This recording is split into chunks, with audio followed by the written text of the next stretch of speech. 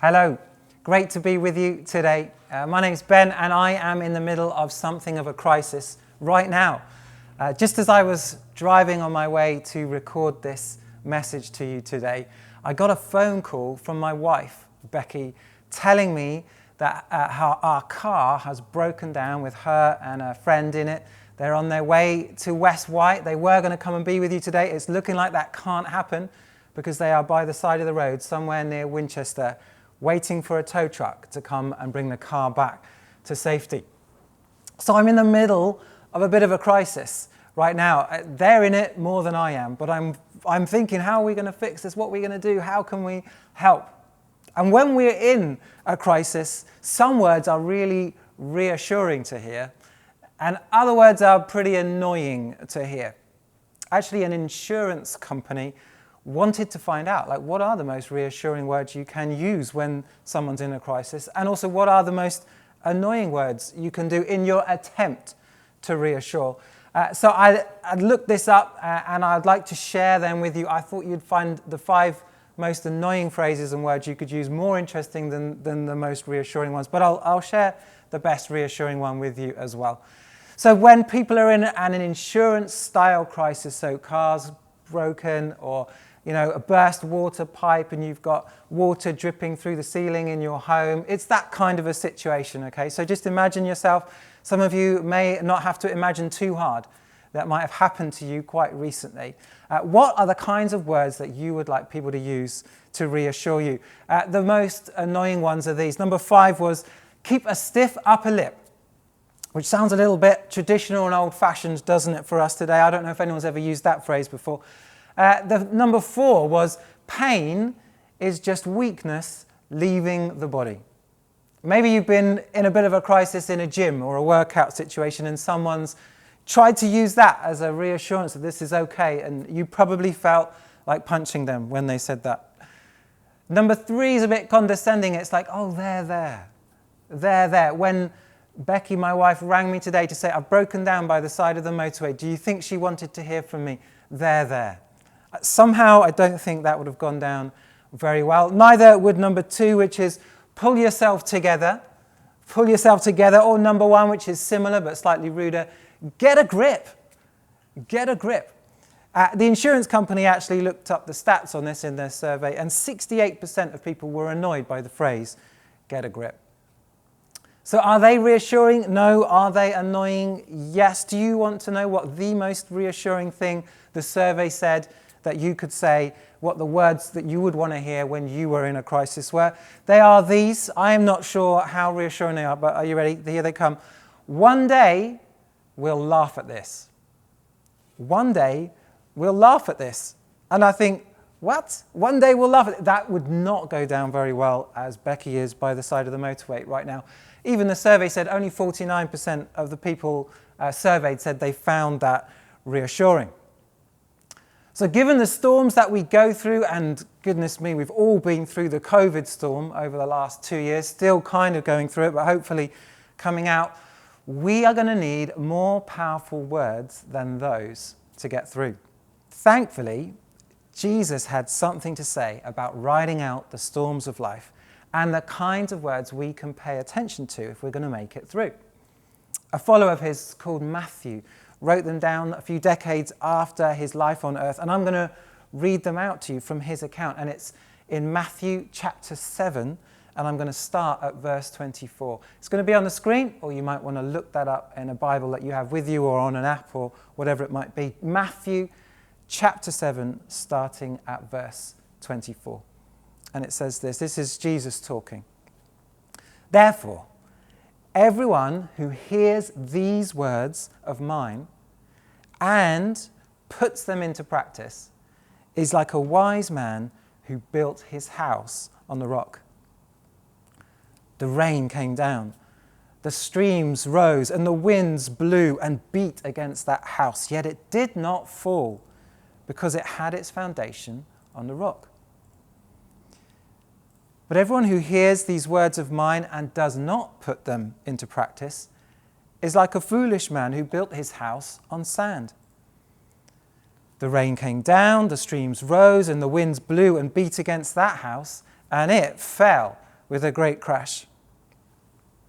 By the way, just as an aside, in this story that Jesus is telling, is there anyone who doesn't have storms in life? Is there anyone who isn't facing the wind and the rain and all that's going on in the situation? No, everyone faces it. It's not about whether or not we'll face it if we're following Jesus. It's about how we respond. How prepared are we for the storms of life that are coming? Let me go back to the Bible, because at the end of this, when Jesus had finished saying these things, the crowds were amazed at his teaching, because he taught as one who had authority and not as their teachers of the law. Now, I just read a few verses here, but this comes at the end of a section of collated teachings from Jesus on how to live a fulfilled, God-honoring life and how to survive the storms of life. It's how to be a disciple, a follower of Jesus. We're in this series about disciples who make disciples. And we've got to be a disciple of Jesus first if we're going to make other disciples too. And Matthew had collated Jesus' words for us, and he's put them all together between chapters 5 and 7 in this particular section, sometimes referred to as the Sermon on the Mount. And it's often considered the greatest set of moral and spiritual teaching ever spoken. And in it, Jesus is unpacking what it's like, how to apply God's ancient law to modern life. Well, modern life 2,000 years ago anyway.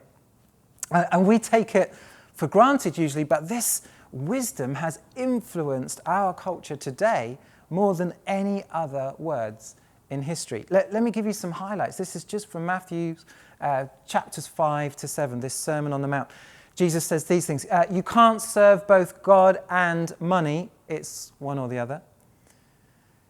Let your yes be yes and your no be no. You don't need to swear complicated oaths. Just establish a reputation for integrity. He said this: adultery doesn't start when you sleep with someone.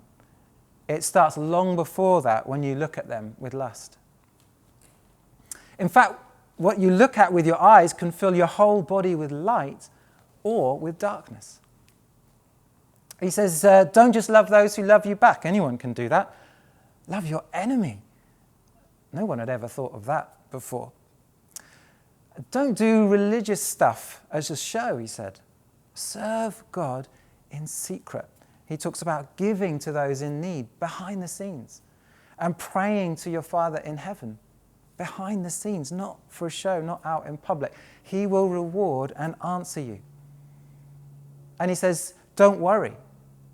He doesn't say, be happy. He says, don't worry, because your Heavenly Father knows what you need. Instead, he says, ask and you will receive.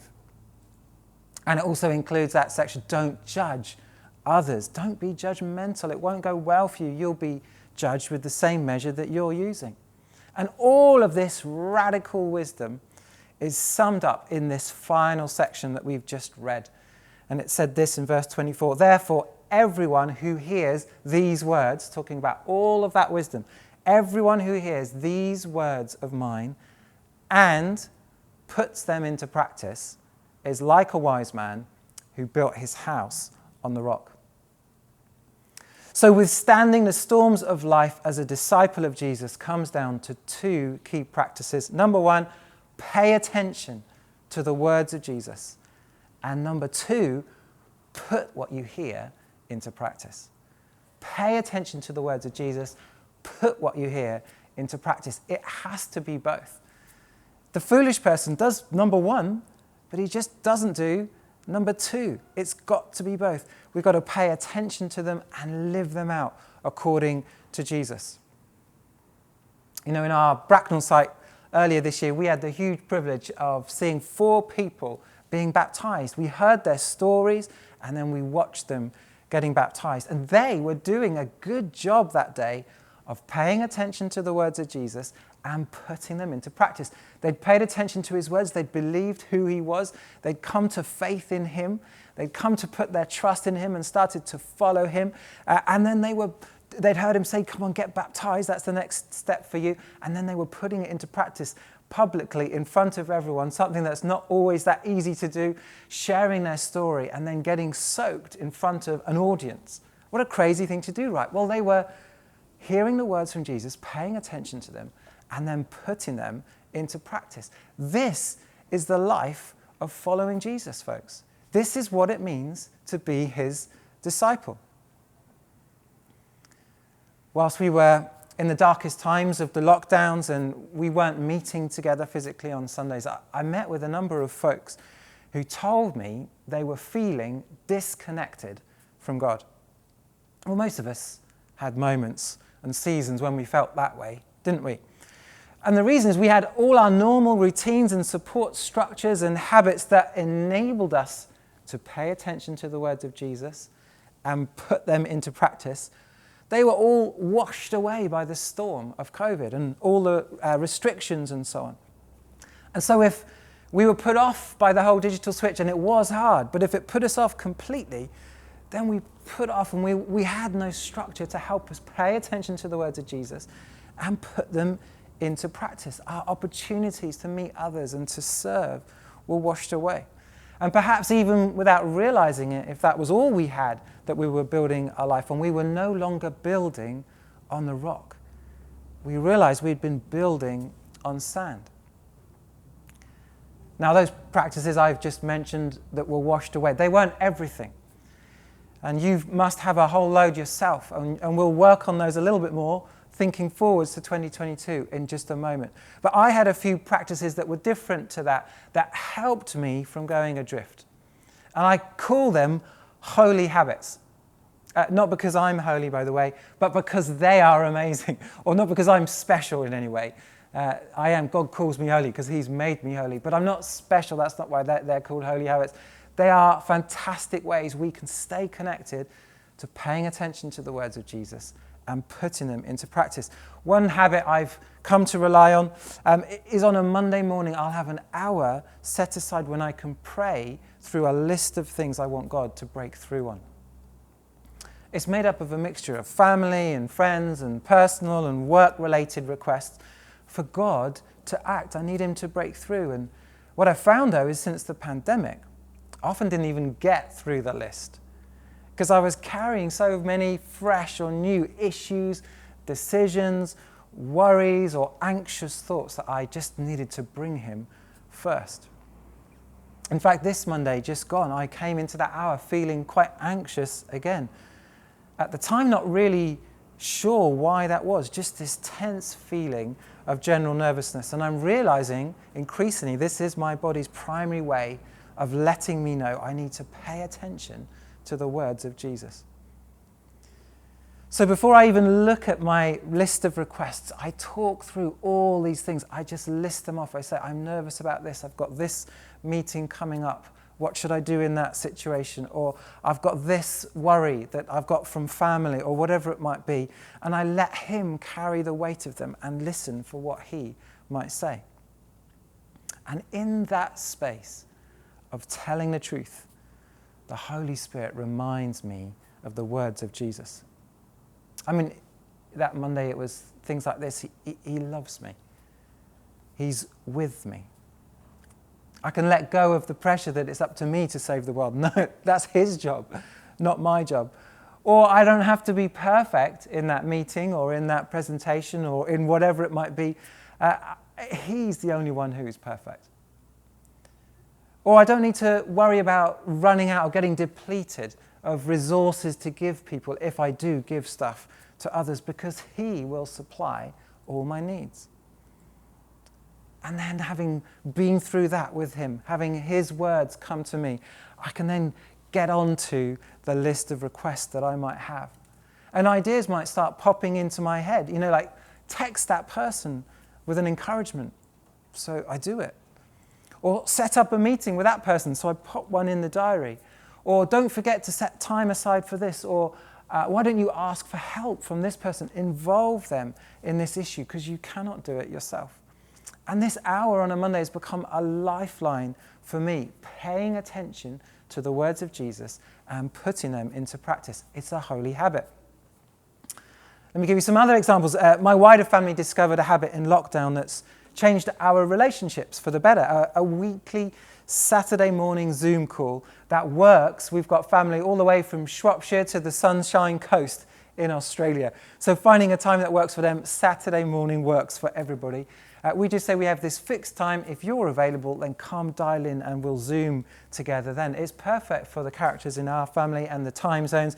We're pretty good with routine and regular stuff. So it's enabling me to love my wider family better and for us to love one another better. It's a way I'm able to put into practice some of the words of Jesus I'm hearing. Another holy habit I'm working on, I'm attempting each week to make sure I'm stopping for a full 24-hour period. We call that a Sabbath. That's the Bible name for it. It's a time when we rest from all different types of work. Whatever that means for you. For me, that means paid work. It also includes DIY. I'm not interested in doing DIY on a Sabbath, thank you very much.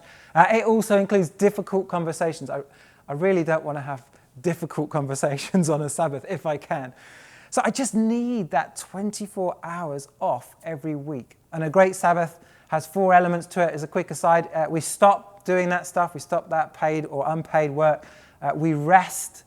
We delight. We do stuff that we enjoy, that renovates us, that reinvigorates us, that we enjoy doing. And number 4, we contemplate. We contemplate the things of God as well, so we can pay attention to Him and put it into practice as we're part of that day. And these are all holy habits. They enable me to pay attention to the words of Jesus and put them into practice. I wonder what yours are. What are your holy habits? There's a guy called Dietrich Bonhoeffer. He's a German Christian leader who actively resisted the rise and rule of Hitler before and during the Second World War. And he wrote about what it means to follow Jesus in a classic work called The Cost of Discipleship.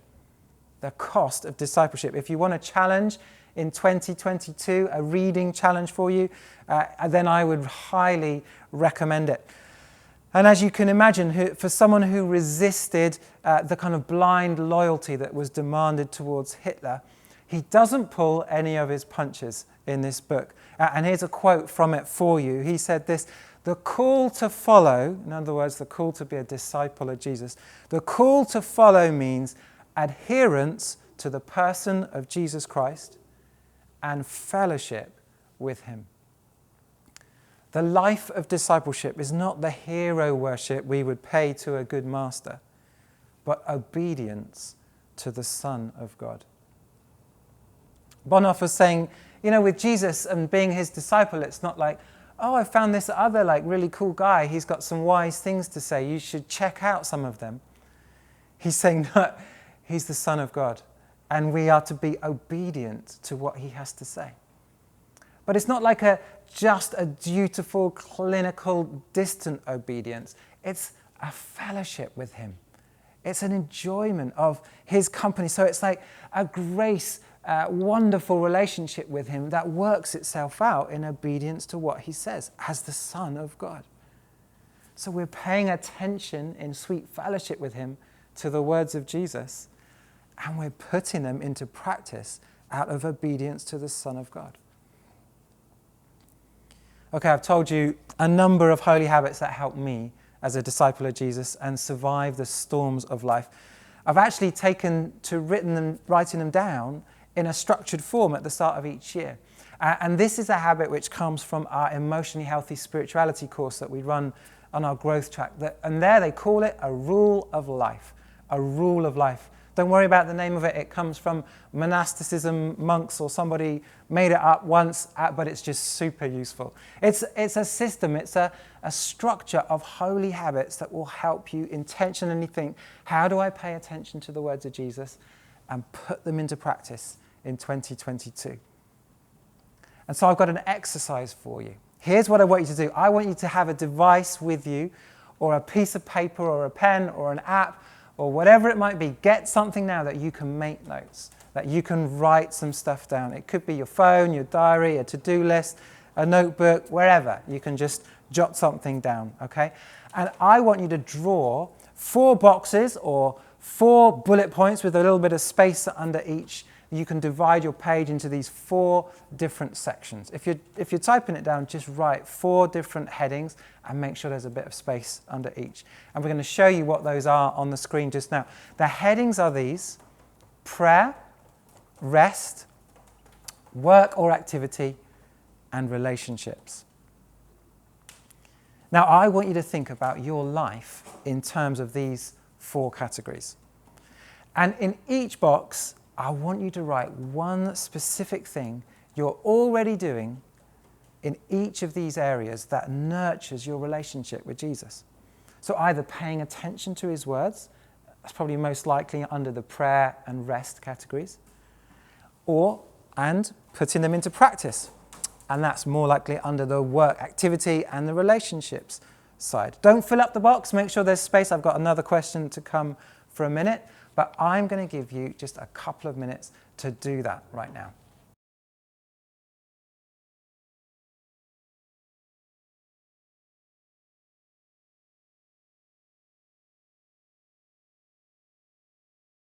Whilst you're working on it, let me just tell you, I've put my examples in here that I've talked about already today. So under prayer, I said, there's my Monday morning prayer. So that's gone in the prayer box. Under rest, that's where I've put my 24-hour period of Sabbath each week. So that's gone in there. That's super helpful for me. I didn't tell you about this, but under work and activity, I'm studying. I'm doing some formal study with our partners, WTC. Some theology, that's what that's all about, which is just wonderful for paying attention to the words of Jesus. So I'm putting that under my work activity box. And then relationships, I've put that family Zoom that we do each week that I told you about, okay?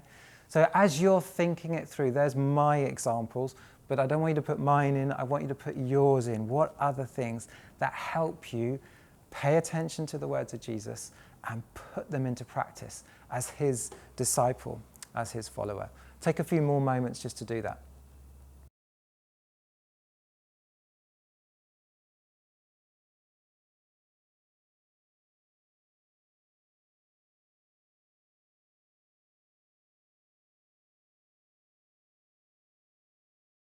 Okay, if you find you need more time, just hit pause on what you're watching right now. Take all the time that you need and work on this some more. It's such a super helpful thing to do. It's called a rule of life. Some of you may be familiar with a book called Atomic Habits.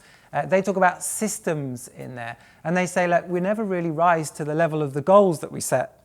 You could apply that to the start of the year if you like. We never really make it to the goals. How many people have New Year's resolutions? They never really make it past the end of January. That's so often the case, isn't it?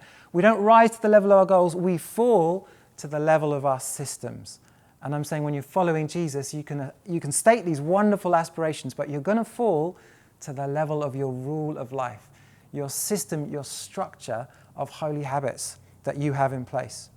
So now what I want you to do is think about, what else are we going to add in? What more could we put in, or what could we change for 2022? So we've thought back to what's helpful already, but what's the Holy Spirit saying? Hey, have a think about this. I'll give you loads of examples. Let me give you some that I'm putting in for mine this year. And then also on the screen are going to be a whole load of different ideas or areas you could think about that you could put in. At this stage, I only want one more thing in each box. One extra thing to put in each box. So here come my examples to show you. I'm adding in, so under prayer, I'm going to diarise the monthly prayer meetings. So I don't know if this is the truth for you, but when we get together as Kerith to pray, whether that's on Zoom or whether that's in person, I've found in 2021, sometimes I was surprised when they were happening. And it just needs me to plan ahead and stick them in the diary. So if I'm going to pay attention to the words of Jesus for us as a community, I need to diarise, and therefore I'll prioritise the monthly prayer meetings. Under rest, we've started to do this already. We're going to get ahead of ourselves and plan our 2022 holiday calendar. Holidays are just like an extended Sabbath. You've got to stop, you've got to rest, you've got to delight in stuff that's good for you and contemplate God in that time as well. But you have to have a plan. It's got to be in there. You need a budget financially to make it happen. You need to make arrangements in work because you're not going to be there. You need to, we have to get someone to look after the guinea pigs. Whatever it might be that you need to do, you have to plan intentionally in order for that to happen. For me, under work and activity, I'm going to establish, now that we're allowed back into the office again, I need to re-establish what is the new work from home or work in the office pattern that's not only helpful for me, but helpful for my team as well. Personally, I'm more preference to being introverted, and I might just sit in my study at home the whole time, but that's not what Jesus is asking me to do. And I'm not here to do my preference. I'm here to follow in obedience to what Jesus is asking me to do. So I need to think that through and plan the right rhythm for this year. And under relationships, I told you about my family Zoom. I need to arrange a night away with Becky, my wife.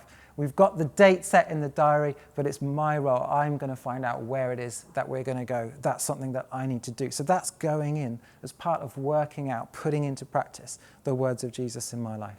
So those are mine. I'm going to give you a few more minutes to do that. And we're going to show you some more ideas to think about as well. Feel free again if you need to pause the video wherever you need, take as long as you need. Let me read out a list for you to consider that will also be available for you on the screen. So you could think about these things like, how am I reading the Bible? What holy habits could I put in place for that? What time do I ever have in solitude on my own when I can really think and pray without interruptions? Do I ever build silence into my life? Maybe even a retreat might be an idea for us. I talked about studying for me. Is that something for you? Sabbath, that 24-hour period each week, and how we treat our holidays as well. Is there anything about simplifying life? Anything you need to add in about play and recreation? Or serving and mission and giving? Is that part of what you want to add in as paying attention to the words of Jesus and putting them into practice? Care for your physical body. Care for your emotional health. Anything in the area of family, in the wider community, in your practicing hospitality. Anything you need to do for signing up for a small group as they start again this term. And maybe this is all brand new to you, and the best thing you could do is to try Alpha. Join our Zoom Alpha course, starting on Thursdays. And remember, the goal in all of this, if we want to be a disciple of Jesus and follow him, is paying attention to his words and putting what he says into practice. Well, as I say, do pause the video if you need a little bit more time to do this right now. You may need more time still. When you can set that aside, you can pray it through and talk to him about what your holy habits will be to build your rule of life for 2022 for being a disciple of Jesus. If you do, you will be his disciple. Not just a disciple, you'll be a disciple who makes disciples, because other people will say, hey, that change that's happened in your life, the way you do such and such, how did you do that? And you'll be able to pass on the things that you've learned, training others up as well.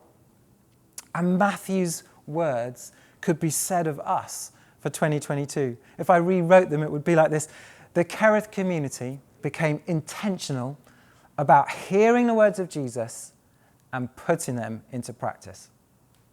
We were like a wise man who built his house on the rock. The rain came down. The streams rose. Cars broke down on the motorway. Bathroom taps leaked and came through on the kitchen ceiling. COVID variants popped up. Plan B restrictions came and went. The long-term effects of what we'd been through with COVID started to show up in our family and friends, in their health and in our relationships. Inflation was really high in 2022. And the other winds blew and beat against that house, yet it did not fall because it had its foundation on the rock. Amen.